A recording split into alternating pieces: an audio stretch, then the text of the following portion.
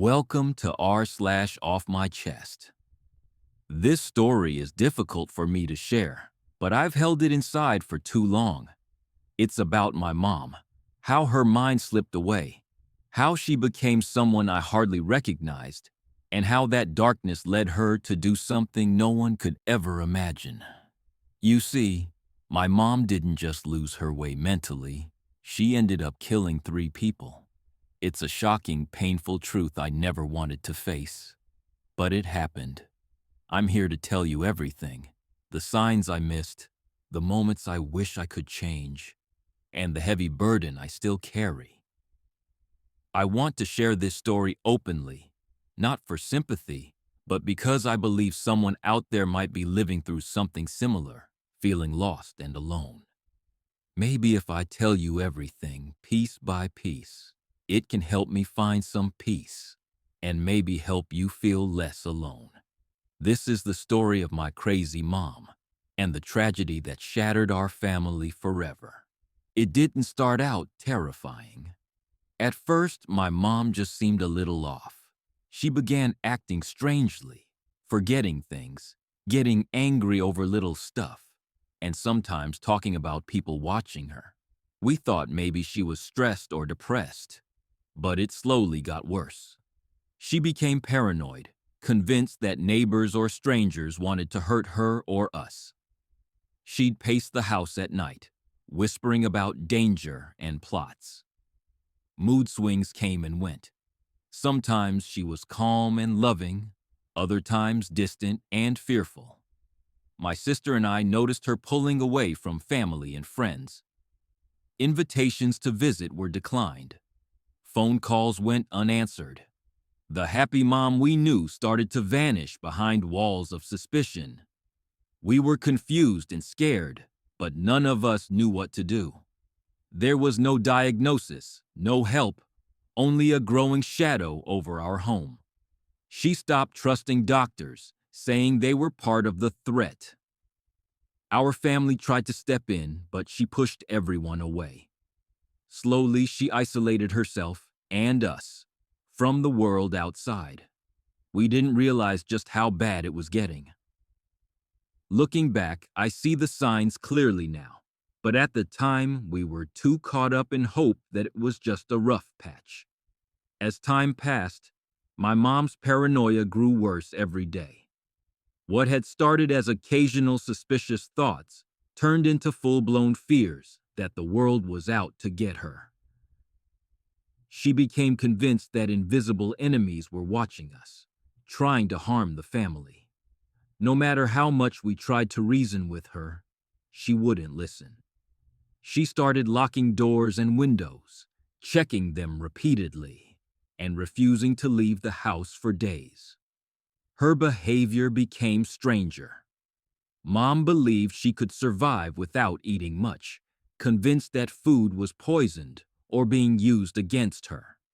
She would skip meals for hours, sometimes entire days, and insisted that only she knew the truth. It was terrifying to watch someone you love fall deeper into a world that no one else could see. Slowly, she cut off everyone: family, friends, neighbors. Calls and visits were ignored or met with anger. She stopped answering the phone, and when people came to the house, she refused to open the door. My sister and I felt trapped. Mom's mood swings were intense. One moment she was quiet and withdrawn.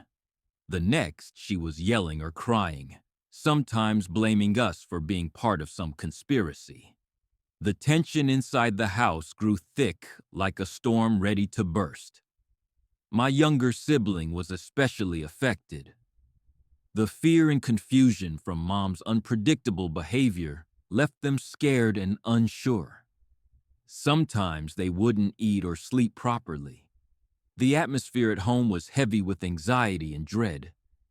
It felt like living with a stranger, someone I once loved but who was slowly disappearing behind walls of delusion. Every day felt more fragile.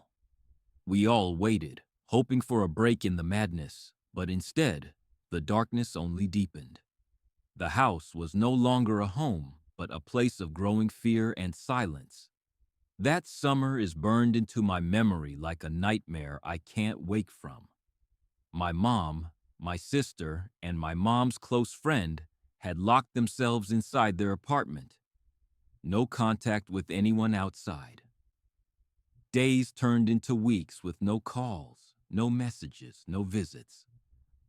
At first, I thought maybe they just wanted privacy or needed time to themselves. But as the silence stretched on, an unbearable fear started to settle in. Neighbors noticed too. Mail piled up, the light stayed off, and no one heard a sound from inside. I tried calling, texting, even going by the building, but the door was always locked tight. I begged my mom to let us in, but she refused, insisting they were safe and didn't want anyone to bother them.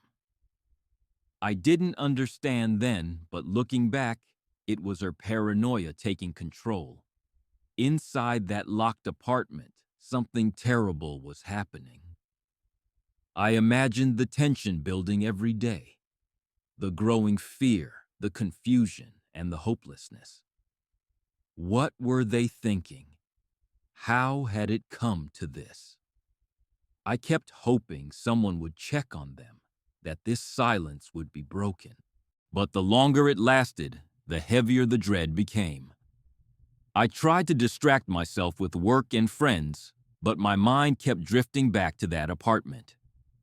I pictured the three of them trapped together, caught in a spiral of fear and delusions. It felt like a suspenseful, terrible story unfolding behind closed doors, one I couldn't stop replaying in my head. I feared for their safety, but there was nothing I could do but wait and hope. Little did I know, what was happening inside that apartment was far worse than I ever imagined. The break came when neighbors finally called the police, worried about the silence and the strange odor coming from the apartment. Officers forced their way inside, expecting maybe to find someone sick or hurt. What they found was a grim scene straight out of a horror story. Inside the locked apartment were three bodies: my mom, my sister, and their friend. The heat of the summer had accelerated decomposition. The bodies were so badly decomposed that the police couldn't immediately identify who was who. Hair color or features were no longer clear. It was heartbreaking to hear that DNA testing and dental records were needed to confirm their identities. I couldn't imagine how the forensic team felt walking into that scene. The officers discovered that my mom had killed my sister and their friend before dying herself. The details were horrifying, yet the truth was finally out. The neighbors' reports of no activity and the smell had led to this grim breakthrough. It was hard to reconcile the loving mother and sister I knew with what had happened inside those walls. The family was shattered when we learned the full story. Grief mixed with disbelief and shock. How could this have happened? Why had no one seen the signs? The police reports confirmed what we feared, but had not wanted to believe. It was a tragedy on every level. Even now, thinking about that discovery sends chills through me. The cold reality of their deaths contrasts sharply with the warm memories I hold. It was a nightmare come true, one that no family should ever have to endure. After everything, the doctors performed a post-mortem diagnosis on my mom. They confirmed she had paranoid schizophrenia, a severe mental illness that distorts reality and fills the mind with terrifying delusions. Her paranoia wasn't just fear, it was a complete break from reality. She believed invisible enemies were trying to harm her family. She isolated us all to protect us from imagined threats. What's even more heartbreaking is the idea of shared psychosis, or folie à deux, a condition where delusions spread from one person to others close to them. My sister and mom's friend might have been caught in this shared madness, unable to separate fact from mom's dangerous beliefs. The diagnosis explained so much, but it didn't ease the pain. From a medical view, it was a tragic illness spiraling out of control. Legally, it was complicated. Mom's actions were the result of her disease, but lives were lost. Understanding the illness helped me stop blaming her completely, but the grief and guilt remain. This tragedy wasn't just about death. It was about how mental illness can destroy families from the inside. Living through what happened left me shattered in ways I still struggle to explain. The guilt is heavy, like I should have seen the signs sooner or done something to stop it. I keep replaying moments in my mind, wondering if there was a way to save them. But there wasn't. That thought haunts me every day. My grief feels like waves crashing over me without warning. Sometimes I'm numb, like nothing has truly sunk in, and other times the pain is so sharp it takes my breath away. Nightmares haunt my sleep, visions of the locked apartment, the silence, the unbearable smell. I wake up shaking, my heart racing, as if I can still smell the decay or hear the faint sounds from that locked room. Certain triggers catch me off guard. The smell of rotting fruit, the sight of sealed doors, even quiet moments when everything feels too still. These small things can send my body into panic, and I have to remind myself I'm safe now, far away from that horror. I've become a master at hiding how broken I feel. Friends and colleagues ask about my family, and I force a smile, telling half-truths or changing the subject. It's easier to pretend everything is fine than to explain the nightmare behind closed doors. Social isolation deepened as I withdrew, afraid of what people might say or think if they knew the truth. Sometimes I feel so alone, even surrounded by people. Processing this kind of trauma is confusing and exhausting. I want to understand why it happened, but some answers don't come. The horror of losing my mom, sister, and her friend in such a tragic way is overwhelming. I still can't visit the place where their ashes are or read the police reports. It's too much. Some days I feel an unbearable weight of sadness. Other days just emptiness. The contrast between numbness and intense pain makes healing feel like a distant dream. But despite it all, I'm trying to hold on to hope and keep moving forward, even when the past feels like a shadow I can't escape. After the tragedy, I knew I had to find ways to keep going, even when everything felt impossible. Work became a lifeline, a distraction from the chaos inside my mind. I threw myself into projects, deadlines, and meetings to avoid facing the dark thoughts. Therapy helped too.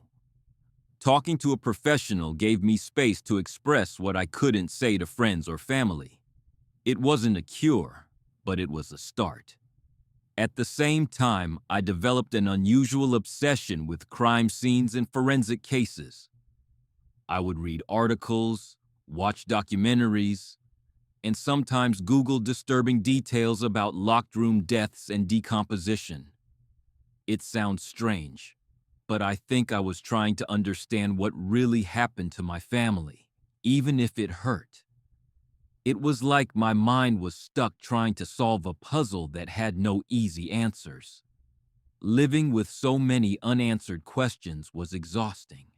Why did my mom's paranoia spiral so far? How did my sister and her friend get pulled into this nightmare? Could anyone have stopped it? These questions circled in my head, leaving me restless and unable to find closure. But slowly, I found small moments of peace. Learning about shared psychosis, when one person's delusions spread to others, helped me make sense of the tragedy. It wasn't just my mom losing touch with reality. My sister and friend were trapped in it too. This understanding eased some of my guilt and confusion. Though the pain hasn't gone away, these coping tools gave me hope. I'm still healing, still searching for light in the darkness, but now I know I'm not alone. In the months after losing my mom, sister, and her friend, I started diving deep into mental illness research. I wanted to understand what had driven my mom to such a dark place. That's when I came across the concept of shared psychosis, also known as folie à deux, a rare condition where one person's delusions spread to others around them. It explained how my sister and my mom's friend had become caught in the same twisted reality. I reached out to mental health professionals to learn more. Talking to doctors and therapists helped me see things from a medical perspective, rather than blaming myself or my family. I also joined online support groups where others shared their experiences with relatives affected by severe mental illness. Knowing I wasn't alone in this struggle made a huge difference. The more I learned, the more I understood how important awareness and empathy are for families facing mental health challenges. Mental illness is complex, and stigma often makes it harder for people to seek help or even talk openly. I realized that without compassion and support, tragedies like mine are more likely to happen. Gaining knowledge helped me let go of some of the guilt that weighed me down for so long. It wasn't my fault. My mom's illness was a disease, not a choice. Understanding that allowed me to forgive myself for not being able to save them and to start healing in a healthier way. This journey for understanding is ongoing, but each step forward brings me closer to peace and hope. And I hope sharing this helps others too.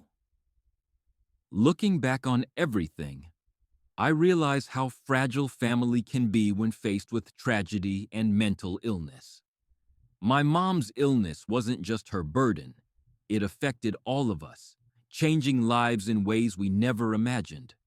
I wish more people understood how mental health struggles can spiral out of control when left untreated or misunderstood.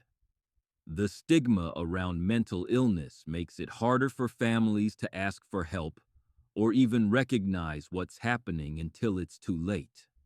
I hope my story can open eyes to the importance of compassion and early support. For anyone out there struggling with trauma, loss, or mental illness, please know you are not alone.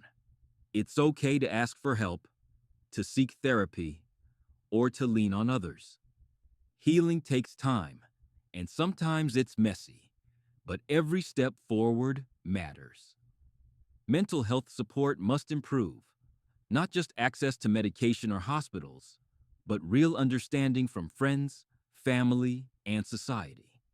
People battling these invisible illnesses need patience and care, not judgment.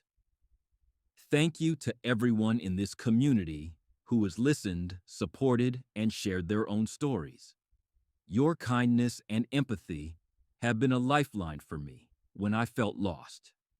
While the pain of losing my mom, sister, and her friend will never fully go away, I carry their memory with me, reminding me to fight for awareness and compassion every day.